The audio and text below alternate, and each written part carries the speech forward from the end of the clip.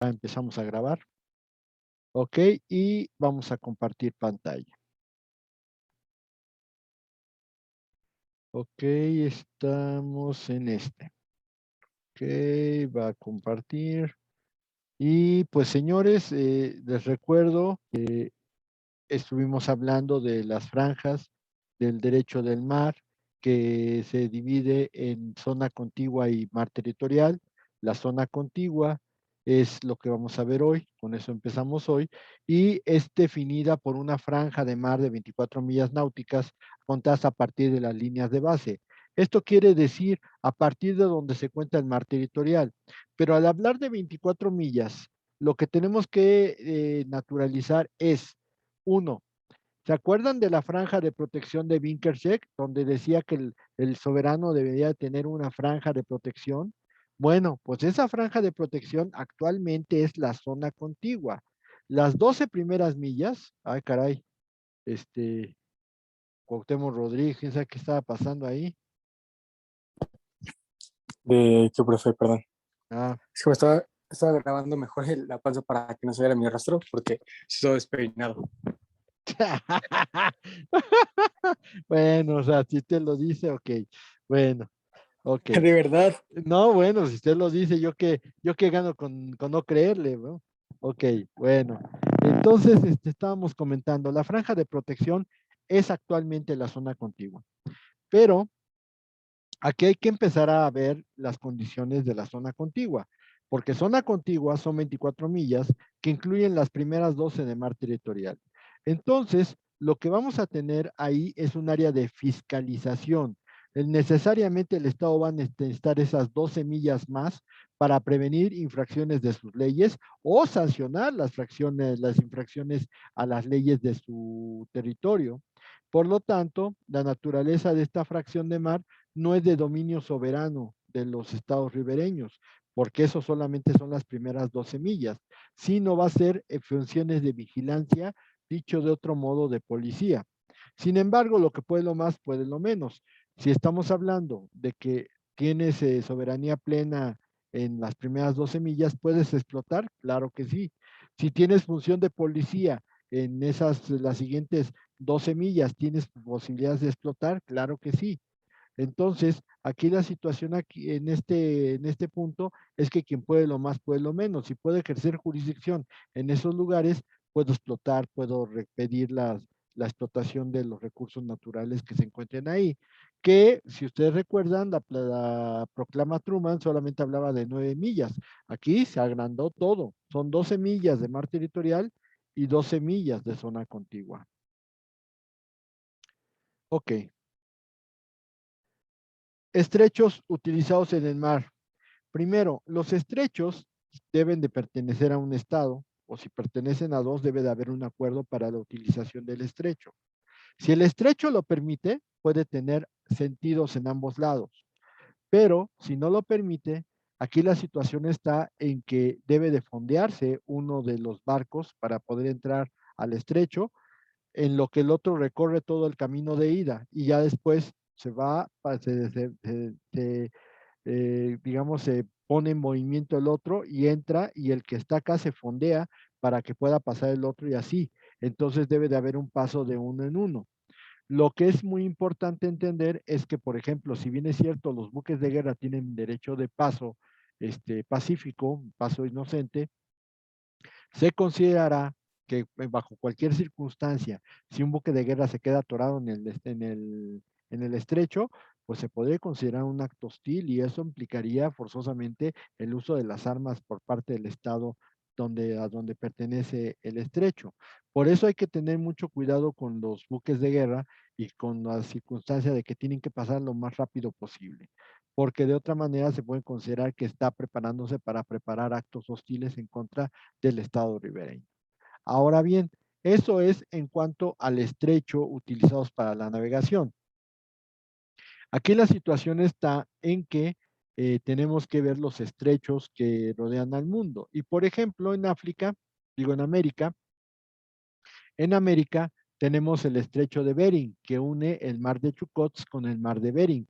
Es el área donde hacen frontera precisamente Rusia, porque El estrecho de Bering es la parte extrema del oriente de Asia, con la parte occidental de Estados Unidos, que es el estado de Alaska. Alaska es de Estados Unidos, Rusia es la parte de Siberia, y aunque ustedes muchos decían, Chihuahua, Rusia y Estados Unidos no hacen frontera, sí, sí tienen una frontera, y la frontera la comparten con el estrecho de Bering.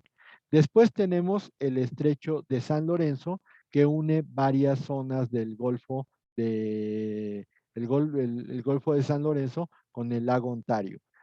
Obviamente esto está involucrado en la bahía de Hudson. Y por último tenemos el estrecho de Magallanes, que une a los dos grandes océanos, el océano Atlántico con el océano Pacífico. También tenemos en Europa, tenemos bastantes. Por ejemplo, tenemos el estrecho de la Mancha. Este se encuentra uniendo el océano Atlántico con el Mar del Norte.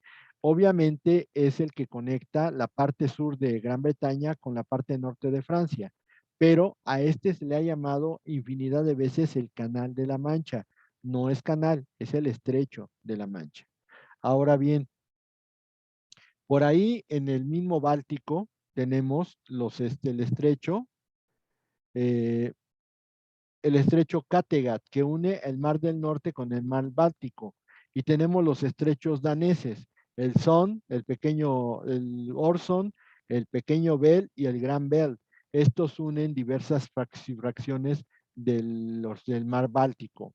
Entonces, ahí tenemos los estrechos daneses, que son estos, miren, por acá, déjenme ver si puedo ponerle el puntero, si aquí está el puntero láser, son estos. Este es el pequeño Son, el gran Son y el Orson, que esos son los estrechos de ese, y ese es el mar Báltico. ¿Ok?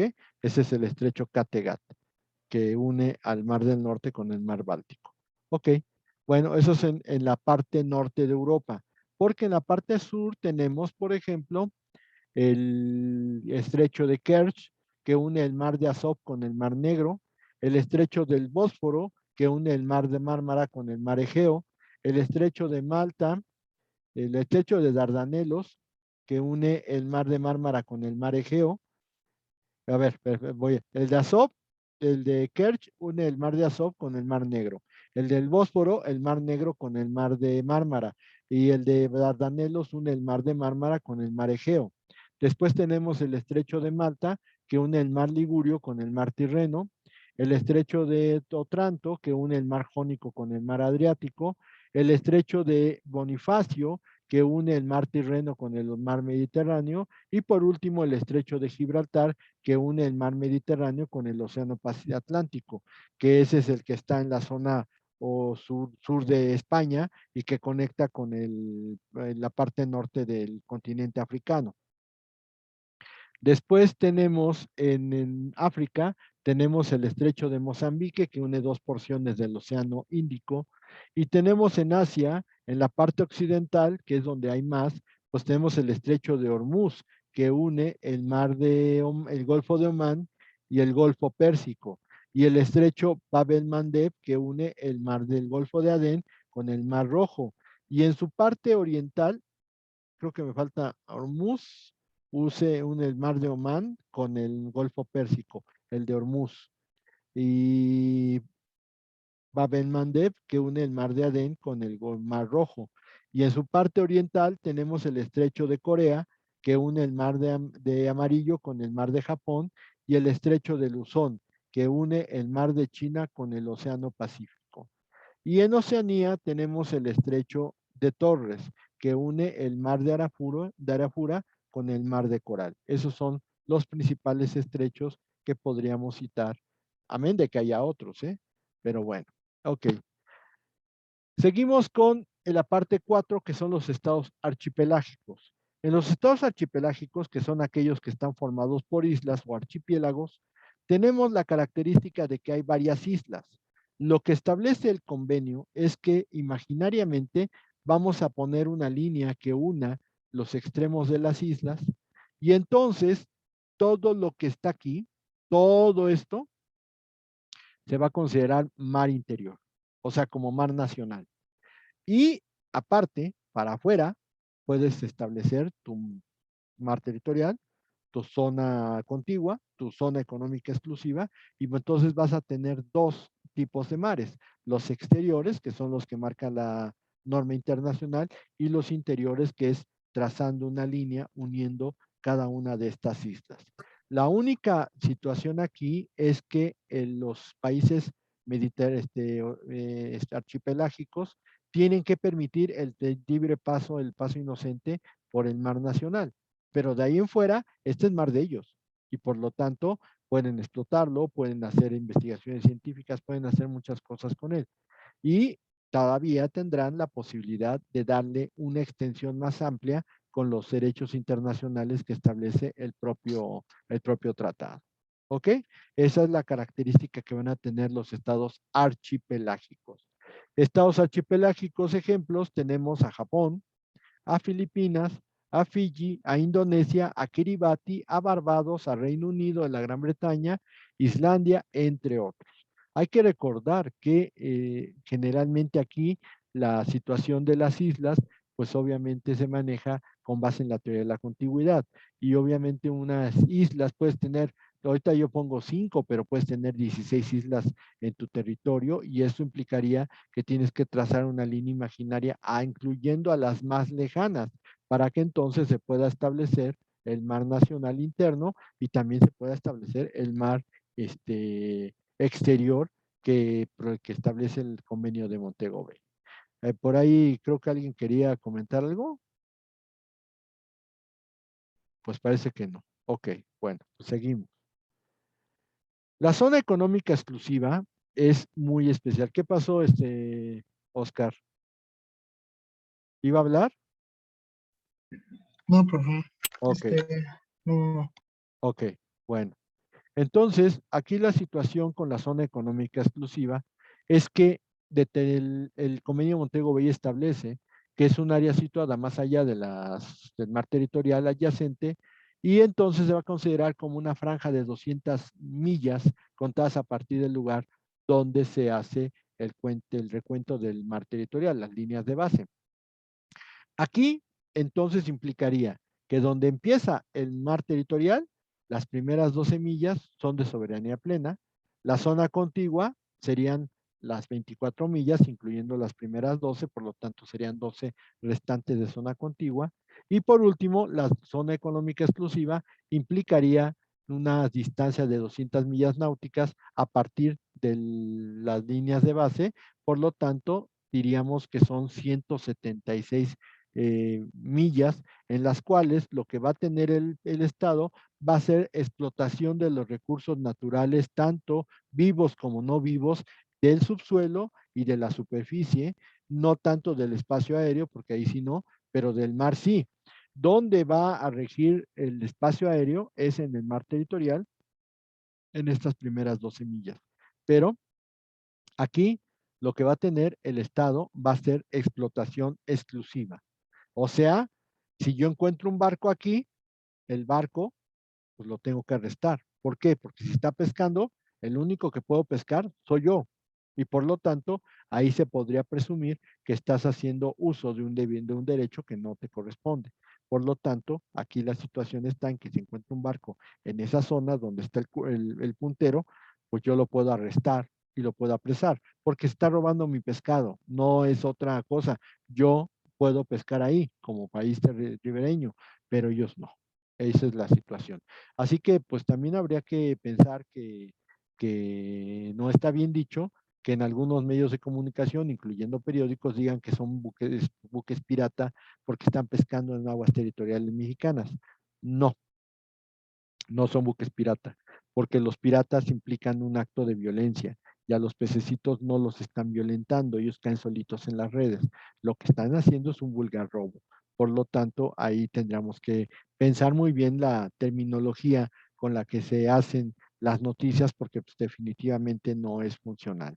Ahora, aquí, ¿cuál es el problema? El problema en nuestro país es que los derechos que dice el convenio de Montego Bay, dice derechos de soberanía, ojo, leo bien, derechos de soberanía para los fines de exploración y explotación, conservación y administración de los recursos naturales, tanto vivos como no vivos, en las aguas suprayacentes al lecho y del lecho y el subsuelo del mar, y con respecto a otras actividades con miras a la exploración y explotación económica de la zona, así como la producción de energía derivada del agua, de las corrientes y de los vientos. Entonces, aquí viene un problema muy fuerte. ¿Por qué? Porque el hecho de que diga soberanía hace que todos entiendan cosas distintas. Y obviamente nosotros tendríamos que decir, no es soberanía plena, es soberanía sobre la explotación de los recursos, tanto vivos como no vivos del mar. Es muy distinto, es muy diferente hablar de soberanía plena de que de soberanía para la explotación de los recursos. El único problema es que tanto el convenio habla de soberanía que los que durante muchísimo tiempo los mexicanos entendimos que siempre nos decía que era soberanía y que nos estaba dando una especie de mar patrimonial. Pues no, no es una situación así. Estamos hablando de que en esas 200 millas tú eres el único que puedes explotar los recursos, pero no quiere decir que tengas soberanía durante 200 millas náuticas. Eso es algo que es irreal y que deberíamos de entender que no es así, porque muchos no lo entienden y siempre existen los problemas de la interpretación. Así las cosas, entonces habría que tener mucho cuidado. Eh, Aquí la situación está en que el Estado ribereño puede establecer y utilizar las islas artificiales, instalaciones o estructuras en esta zona, puede hacer investigación científica marina en esta zona, puede la protección y preservación del medio marino en esta zona y otros derechos y deberes previstos en la convención, pero solamente sobre esta zona. No puedes hacer más allá. Entonces, aquí la situación está en que tendríamos que tener mucho cuidado. Hay otro beneficio que viene en la Convención de Montego Bay que se llama plataforma continental y vamos a tener que darle su naturaleza porque eso es ampliar un poco más la capacidad de explotación patrimonial de las aguas cercanas a nuestras costas. Pero de eso vamos a hablar en un rato más.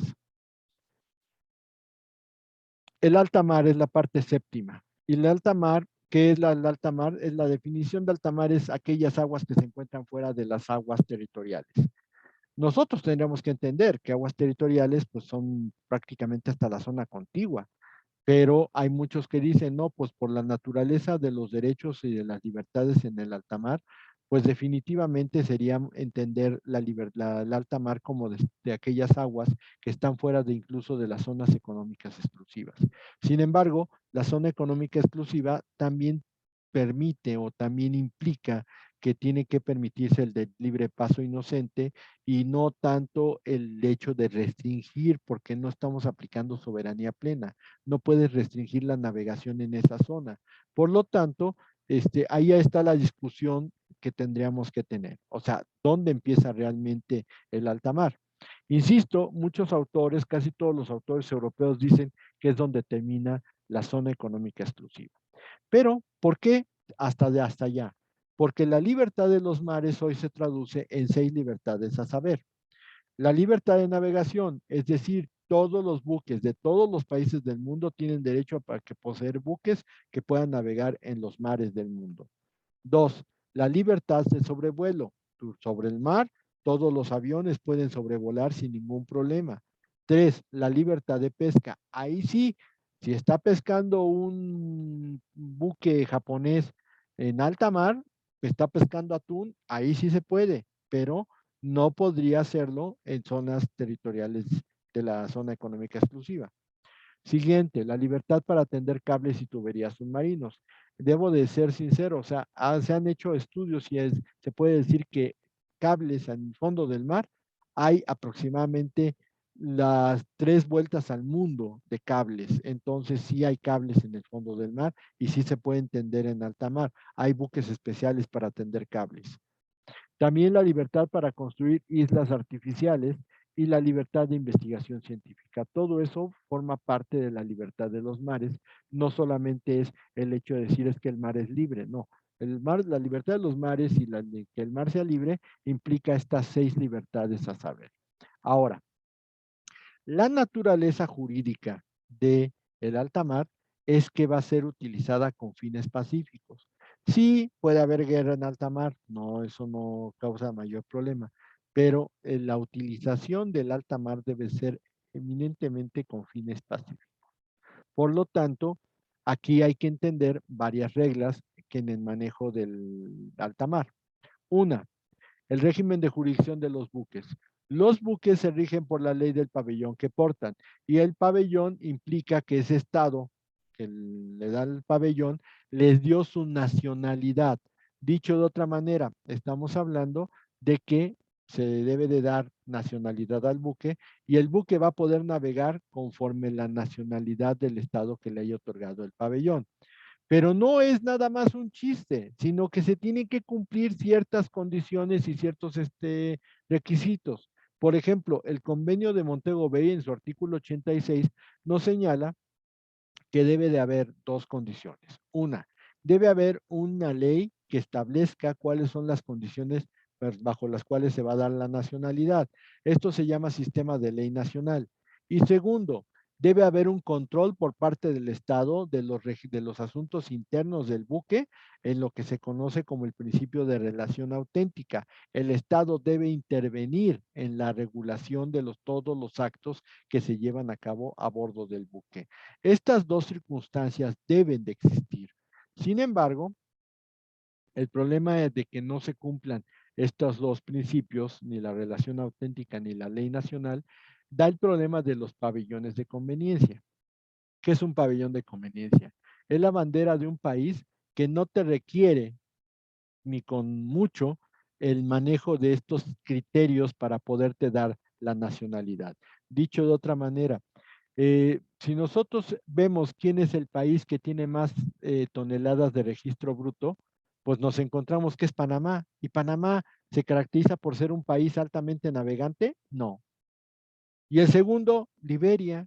Liberia se conoce como un país que sea un país con mucha capacidad marítima. No, es un país que está en guerra civil desde hace como 20 años. Y entonces, ¿cómo le hacen para poder tener todo el tonelaje que dicen tener? Pues bajo una circunstancia muy especial. Ellos otorgan la nacionalidad bajo el pago de un estipendio y ya no les importa qué hagan con el barco, ni importa qué hagan con los tripulantes, ellos no mantienen control sobre eso. Nada más te otorgan la bandera y eso ya será lo que tienen que hacer. Obviamente, los pabellones de conveniencia tienen muchos problemas en el medio, principalmente porque yo les comentaba a los del otro grupo, yo hice mi tesis sobre pabellones de conveniencia. Y por ejemplo, de prácticamente todos los accidentes marinos que hubo en un año, pues todos eran de pabellón de conveniencia. ¿Por qué? Porque pues, a ellos no les importa en dónde uses la bandera, puede tener, los buques tienen 20 años de vida útil y pueden ser buques que tienen más de 30, 40 años, que ya no funcionan muy bien, pero que mientras sigan navegando se pueden utilizar, pues entonces les importa muy poco que tengan 50 años de antigüedad, ellos les dan la bandera. O por ejemplo, también es un problema muy fuerte los trabajadores, porque los trabajadores apenas si les pagan $1 al día, o sea, $1 es cualquier cosa. Y lamentablemente estos trabajadores se la pasan sufriendo, principalmente en la navegación. Otro problema es que, pues, no tienen sistemas de seguridad. Hay muchos problemas en cuanto al control de estos barcos, de tal manera que pues hay una competencia desleal porque hay muchos países que sí te exigen que pagues impuestos en las zonas o en los países donde registran los buques y en estos buques les vale un cacahuate si lo pagas o no pagas impuesto. Y así podemos desentrañar muchas otras cosas más, pero definitivamente sí hacen que la navegación sea insegura y al hacerla insegura, pues simplemente tenemos serios problemas principalmente en la cuestión de la navegación en alta mar. Ahora, si bien es cierto, la jurisdicción del barco en alta mar corresponde al país que le otorga la nacionalidad, también debemos entender que hay policía en alta mar. ¿Quiénes son los policías? Los policías son los buques de guerra de cualquier estado. Esos son los que van a ejercer la función de policía en alta mar. Hay una tesis que algunos autores, incluso Carlos Arellano, comete el grave error de decir esto, que los buques son parte del territorio nacional. Falso. ¿Por qué es falso? Primero, aquí en México tenemos conceptualizado un buque como un bien mueble. O sea, mueble porque se puede trasladar por sí mismo por medio de su maquinaria de un lugar a otro. Y hay mucho mar que puede navegar. Pero